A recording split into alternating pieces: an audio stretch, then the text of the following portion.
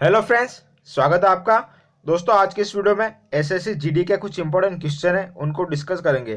तो दोस्तों, ये क्वेश्चन एग्जाम में बार बार पूछे जा रहे हैं और रेलवे में भी पूछे जा सकते हैं, तो वीडियो पर अंत तक बने रहिए। अगर वीडियो अच्छा लगता है तो लाइक कीजिएगा। फर्स्ट टाइम चैनल पर विजिट करें तो चैनल को सब्सक्राइब करें। तो चलिए दोस्तों, वीडियो शुरू करते हैं। रेशम कीटों का संबंध किस जैविकी से है? तो कॉस्किट पालन सेरीकल्चर से।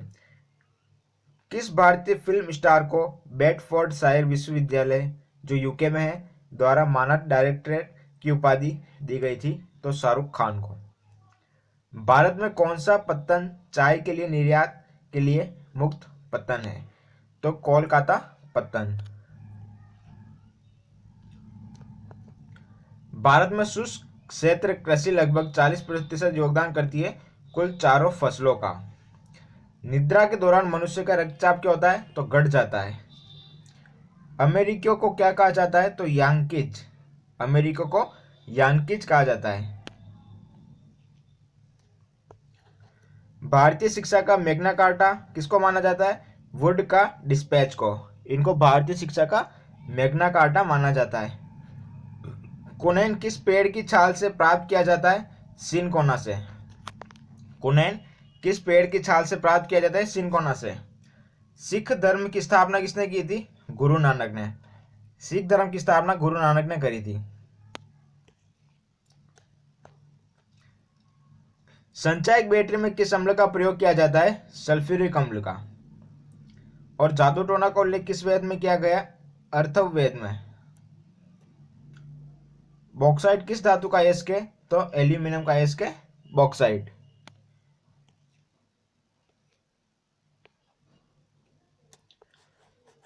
बाजार नियंत्रण प्रणाली को किसने प्रारंभ किया था? अलाउद्दीन खिलजी ने। बाजार नियंत्रण प्रणाली को अलाउद्दीन खिलजी ने प्रारंभ किया था। ब्रिटिश सरकार की सरकारी रिपोर्ट को क्या कहा जाता है? तो ब्लू बुक। ब्रिटिश सरकार की सरकारी रिपोर्ट को ब्लू बुक कहा जाता है। ऑन्कोलॉजी के अंतर्गत किसका अध्ययन किया जाता है? कैंसर का। मीर कासिम ने अपनी राजधानी मुर्शिदाबाद से कहां स्थानांतरित की थी? तो मुंगेर। मीर कासिम ने अपनी राजधानी मुर्शिदाबाद से मुंगेर में स्थानांतरित कर दी थी। भारत के प्रथम उपराष्ट्रपति उप प्रधानमंत्री कौन थे? तो सरदार वल्लभ भाई पटेल। भारत के प्रथम उप प्रधानमंत्री वल्लभ भाई थे।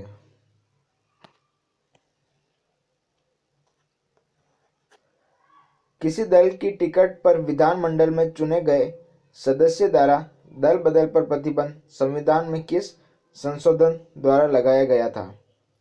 तो 52वां संविधान संशोधन। किसी दल की टिकट पर विधानमंडल में चुने गए सदस्य द्वारा दल बदल पर प्रतिबंध संविधान में किस संशोधन द्वारा लगाया गया? तो 52वें संशोधन द्वारा।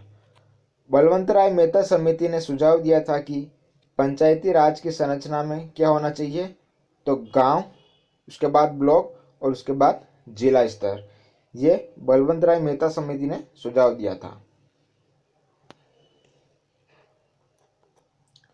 राष्ट्रपति और उपराष्ट्रपति के चुनाव के बारे में चुनाव विवाद सुने जाते हैं सिर्फ उच्चतम न्यायालय द्वारा।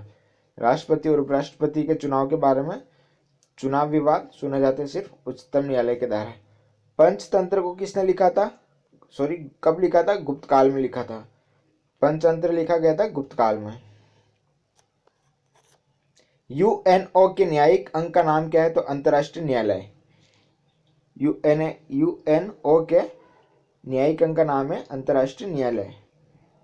न्यायपालिका को संविधान का संरक्षक बनाती है, कौन बनाती है? तो वह है न्यायिक समीक्षा। समांग अनुदान बन जाती है मांग स्वीकार हो जाने पर। समांग अनुदान बन जाती है मांग स्वीकार हो जाने पर। हैजा रोग के फैलने का कारण क्या है? तो जीवाणु है। हैजा रोग किसके कारण फैलता है? तो ये जीवाणु के कारण फैलता है।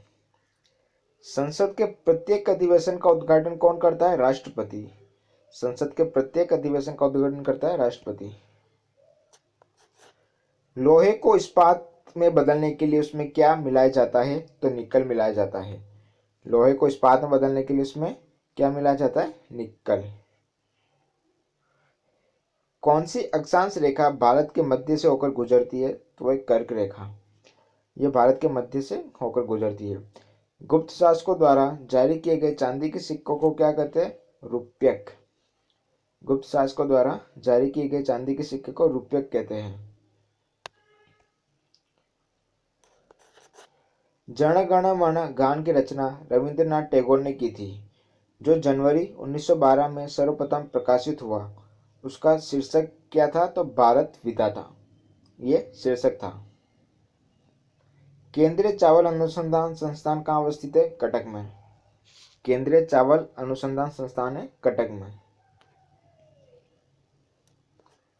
जवाहरलाल नेहरू बंदरगाह कहाँ स्थित है? मुंबई में। जवाहरलाल नेहरू बंदरगाह स्थित है मुंबई में। मनुष्य के शरीर में पित्त कहाँ बनता है? तो यकृत में बनता है पित्त। कहाँ बनता है दोस्तों? लीवर में। टाइफाइड शरीर के किस अंग को प्रभावित करती है? तो वो करती है आंत को। टाइफाइड शरीर के किस अंग को प्रभावित करती है? तो करती है आंत को।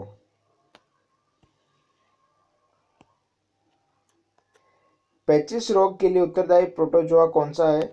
तो प्रोटोजोआ हो जाएगा एंट अमीबा, ये पेचिश रोग के लिए उत्तरदायी है। तो दोस्तों ये थे कुछ इंपॉर्टेंट क्वेश्चन। वीडियो अच्छा लगा तो लाइक करें, चैनल को सब्सक्राइब करें।